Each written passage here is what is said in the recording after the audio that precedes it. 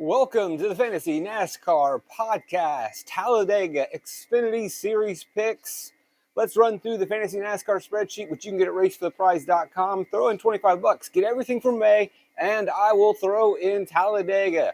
Let's just quickly run through the starting grid and decide who's in play, who's not in play. You've done this before. You know the situation. Stack in the back. 20-10 to win. Typically, you need a top 10 or better and around 20 place differential points. You can lower the bar a little bit in the Xfinity Series where there is a differentiation of equipment and less of those place differential home run plays come through, and we see a little bit more of drivers starting towards the front. So 20-10 to win, you can dial that down. And then last, try to build the winning lineup, not the optimal lineup. You can ignore that final piece of advice and start drivers starting up front and play a guy like Jesse Love or Austin Hill.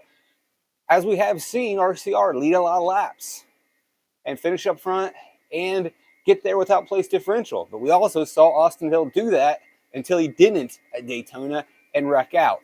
And when Austin Hill wrecks out, you thought you had it. You were winning everything. And then with his big negative place differential, that sandbags your entire lineup and you didn't win anything. Whereas if you just would have played a guy in the back who still wrecks, but he doesn't have a huge negative place differential number, then you might actually cash a little bit of lineups.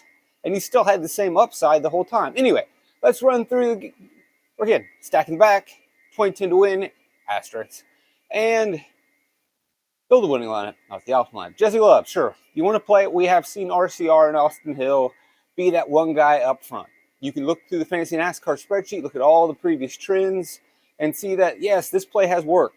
It works more often in the Xfinity Series than Cup Series. I believe, off the top of my head, in all of the DraftKings era super speedway races, I believe it's 44, 45. You can't really count that first Daytona race way back in 2015 because it was a 5-driver lineup. But when they changed over the scoring, we've had one pole position driver end up in an optimal DFS NASCAR DraftKings lineup. You can check me on that. You can just go and get the Cup Series Talladega sheet. Now, it's been different in the Xfinity Series.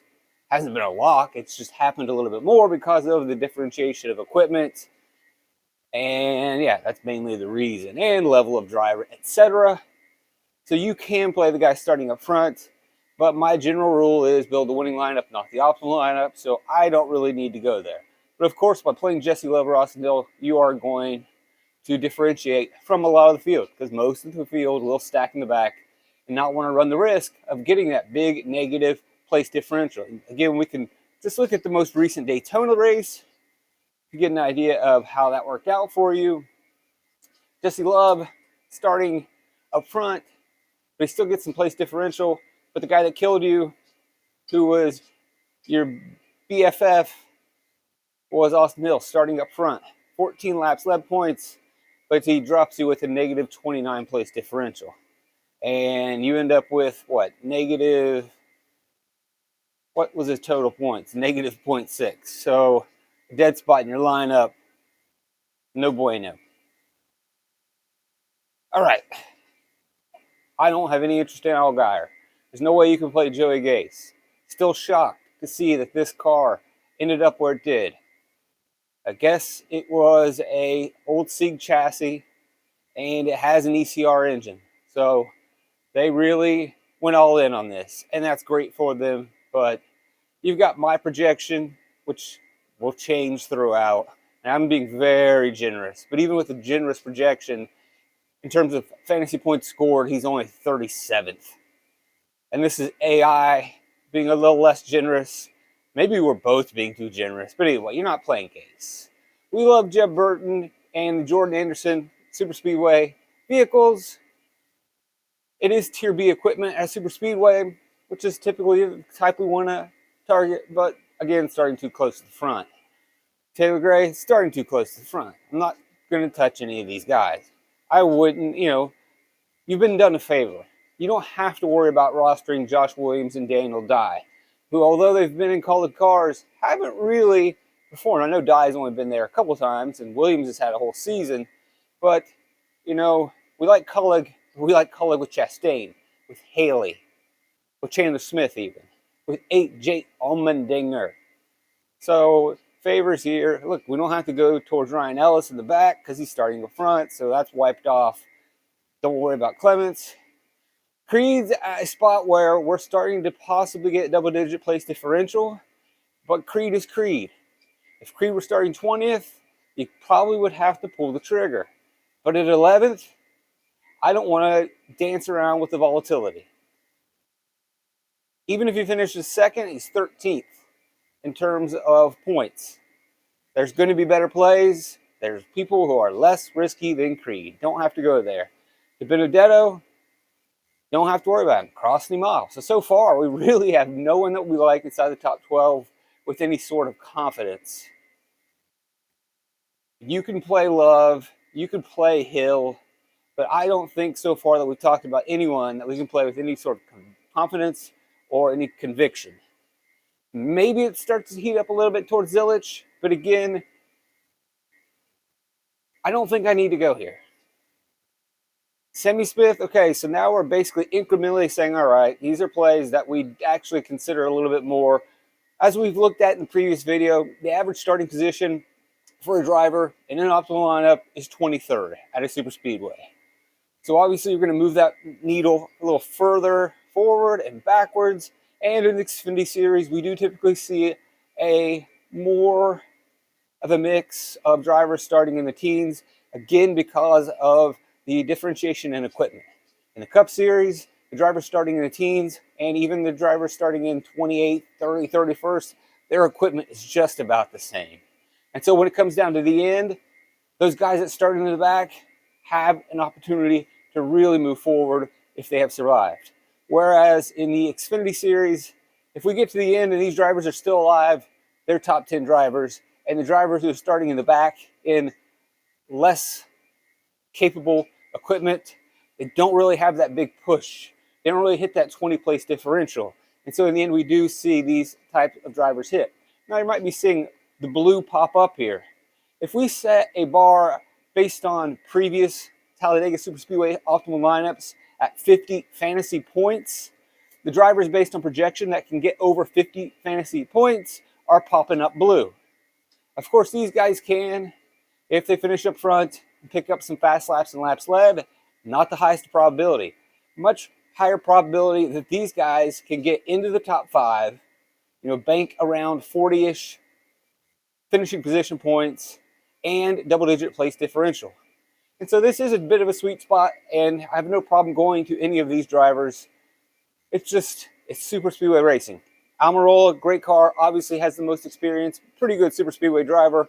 Brandon Jones, if you don't know, you don't know. If you know, you know. It's Jones. He can win a race, and then 8 out of 10 times, he can lose the race and absolutely destroy your lineup. He is very unpredictable. He is having a slightly better season, but none of that means anything. We have said that during seasons before for Brandon Jones. Just as quickly as he learns it, he forgets it. You cannot trust this kid. And it's crazy I'm calling a kid because the guy's about 40 years old by now. He was in the Xfinity Series before DFS NASCAR Xfinity existed. I think maybe even before DFS NASCAR Cup existed. The guy, now he hasn't aged at all, so give him credit, whatever he's doing. We may have sold his soul for A, a ride, and B, eternal youth and beauty. Well, he didn't for the ride. His dad's rich. Owns a Ream. CEO. How about that? Works out. They're always like, it's time for Austin Dillon to transition to out of the car. There's other guys who deserve that spot, and now he needs to work for the team and help the team out, help Rich out. No one ever says that for Brandon Jones. We don't want him in a car, but we definitely don't want him helping our team and working with the drivers. When he's done, he's done. Go work for Ream or somebody. Maybe go do trade shows. We don't really need your help around the garage. Thanks, but no thanks. Any of these guys are fine. Eckes and Collig, that could be something to really keep your eye on. We know that Collig can build good super speedway cars. And I think Daniel Dye's performance will get better. I don't think Josh Williams will. But Eckes, and Colin could be, similar to a Chandler Smith, similar to a Haley maybe even, or AJ Allmendinger, Ross Chastain. All right, Alfredo, not popping up. I think I got him going to 10th. He can definitely do better than that. The guy's finished, top 5 at Talladega in the Cup Series last year with Beard. AI's got him with a ceiling of 3rd. That might be, they've got pretty aggressive, but I can't argue with that. Maybe 5th, and at 5th, he definitely is an optimal play. So, Alfredo, I know Young isn't the biggest name in town. They're having a great season. Fast Pasta, how about that? I'm actually going to not call him Slow Cheese because he's running really well. His career has really kind of moved forward, and he's elevated cars that haven't been the greatest equipment. So credit to Tony Cheese, because he is making the cheese, working the hustle. And it's clear that Young has pretty much taken a lot of the Truck Series funding and poured it into the Xfinity Series. And I can't argue against that. Years and years of running 3-4 Truck Series races or 3-4 Truck Series cars to fight for 20th every week, maybe sometimes 15th. Where did that get them? Now they seem to have doubled down the Xfinity Series and really making some noise. Carson Kvapil, so far, this is one you like the most. It's a junior motorsports car. Kvapil's a good race car driver. Is he the greatest super speedway racer? It doesn't matter. You can see he finished 4th at Daytona. It's good enough for me. He's done it once. He's got a top 5. That checks the box right there. I got him finishing 6th, a little less aggressive. That's 7th in fantasy points. That's assuming 1, 2, 3, 4, and 5, 6, the people who are projected to score more than him don't have some sort of issue or altercation, or simply just don't finish a little bit worse. So no problem there.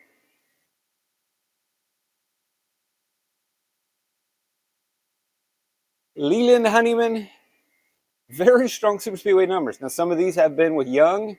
Now he is with Cope, which worries me. Although Derek Cope, super Daytona 500 winner Derek Cope, worries me. But hey, this car finished 8th at Atlanta for the Sugar Man. Yeah, or Sugar Daddy, or however you want to pronounce that last name. The equipment's okay. And I think the fact that they just rarely run it means that this is more of a super speedway dialed-in vehicle and that it can be trusted. If you want to play Leland, I think he is on the board. Don't love it, but you got to go with a little bit of savings. You got to swerve a little bit. You're not going to be able to just completely jam in. I don't think you're going to be able to completely play the top 6 drivers. It'll happen with some random punt coming through, but I don't think you're going to see 6 expensive drivers coming in. You're going to need some cheapies that can get to the top 10. Honeyman can do it. Get you around double-digit place differential. So Honeyman's on board. And so you can say pretty much the same for all of these drivers. Sanchez ran well at Atlanta. He actually ran really well at Daytona too, but got caught in an incident. No problem with Scott Borchetta or the big machine vehicles. That's fine right now if I'm ranking. I think I'd probably take Nick Sanchez as number 1, Honeyman 2, Thompson 3. Chris Wright's going to be 4. It's a way to differentiate, but man, it's hard to trust Chris Wright. Is Chris wrong? It's our worst nightmare. Not really crazy about it. Don't want a Joey Gase vehicle. Congrats on having some pretty fast equipment, but I don't need to go there. You want to take Kyle Sieg? It's fine. Has some solid finishes at Talladega. It works. It's 26th. Starting in the back. It's only $6,500. I would rather go to Sanchez, but then I think I probably would lean to Kyle Sieg before I went to Honeyman, before I went to Dino. No. Stop wrecking. That was his life in the Truck Series. That's been his life in the Xfinity Series. The Hunt cars are solid and have been featured in plenty of optimal lineups over the last 2 seasons. He can get there, but that was always what we'd say when he was racing for Tricon, and he just didn't get there. Break your heart. Catherine Legg or Leggy, everyone says it different. Drives me crazy. Could someone just tell me I believe the female broadcaster's car leg, but then I think Junior calls her leggy, and it goes back and forth. Don't you hate that? You want to sound like you're a professional and know, and like, all right, I'm writing this down this time. Caitlin Vincent said leg. Okay, so that's it. And then you turn on another broadcast, they call it leggy. You're like, son of a, well, whatever. I'm just going to come up with a name. Cat Lady. Cat Leggy. The Cat Lady. Yeah, and I think some people listen to this broadcast rooting against her. Some people were giving her death threats on broadcasts. Probably would think she's a cat lady. Cat Leggy the Cat Lady. Did some trouble on the track. And then one person tweeted me like, oh, great. She's going to be, we got Cat Lady, and we got, who's the other? Jesse Owuji. But my argument there is, like, this is probably better for them. They can just run in the back and take it easy. You probably would worry more if the Cat Lady was at a short track, the damage she would do, or an intermediate track. And no offense to her. She needs more practice laps. And that's what Dale Jr. argued. How are they supposed to get better if they can't have practice? Practice? We're talking about practice? Yeah, she needs practice. It would help. It would help a lot of these drivers. I don't really want to see it. I don't really care. Jump in the sim. Figure it out. Anyway, it's a Jordan Anderson car. If there's crash test dummies and everyone's wrecking, well, first of all, it's like, well, it's probably going to be hurt or wrecked. Yeah, but we have seen others survive. I would not completely wipe her off the board, but you will get low ownership on this lady because her name has been tarnished. And rightfully so and wrongfully so in some ways. Pat Emmerling, I don't really want to go there, but it's on board. It's not the worst green light, go fast, SS, Bobby Daughter, whatever you want to call these teams. It's just easier for her to own a daughter car, and the daughter cars are fine.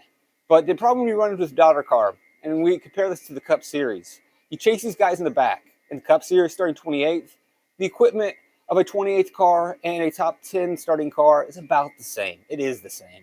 Here, even if Emmerling is surviving at the end and there's 25 cars in the lead lap, he'll go from 25th to maybe 23rd in the best case scenario. Like, it's just tough. Whereas you gotta love Harrison Burton in the AM racing. You like what Sawinski has done with himself and really pulled, I think, some of their ARCA resources and some of their truck resources and have really focused on this car. Unfortunately, the Haley Deegan thing didn't work out, but you saw Brett Moffitt put together pretty good results, and people jump into this car at times and put together pretty good results. And Harrison Burton is bringing in some funding, and in the first season with this team, it's not bad, but definitely a super speedway you can trust him. I mean, the dude won a Cup Series race last year at Daytona. He can do it. Gotta love that play. Jeff Earnhardt, yep, that's fine. You start to like these guys. He has decent equipment with Sam Hunt, decent equipment right here also with Harrison Burton, and you can see them being a little bit more boosty, I guess, at the end of the race. Whereas if you take, let's say, Kyle Sieg, he survives the madness but just can't make that final push. But then, we do see that he has been optimal several times. Two of those times at the Sieg compound in Atlanta.